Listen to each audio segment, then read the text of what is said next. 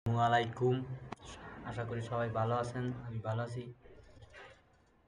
আপনারা 12 তারিখ নির্বাচনে আপনার মূল্যবান ভোটটা যে যোগ্য প্রার্থী তাকে দেবেন ভোট।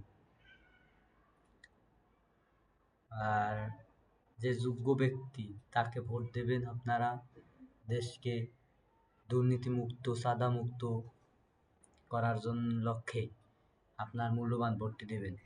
এমন কাউকে ভোট দেবেন না যাতে আপনার নির্বাচনের পর আপনাকে পস্তাতে হয় বা অন্য কোনো অন্যায়ের শিকার হতে হয়। কোনো দুর্নীতিকে প্রশ্রয় দেবেন না।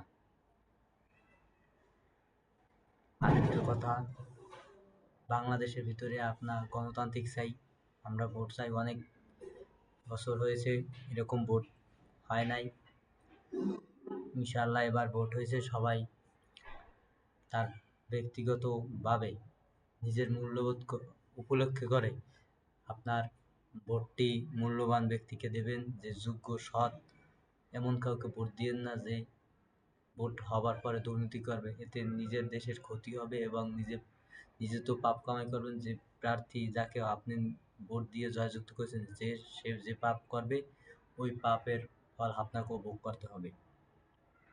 আশা করি সবাই আপনারা 12 তারিখ সুস্বাস্থ্যভাবে নির্বাচনে গিয়ে ভোট দিবেন ইনশাআল্লাহ।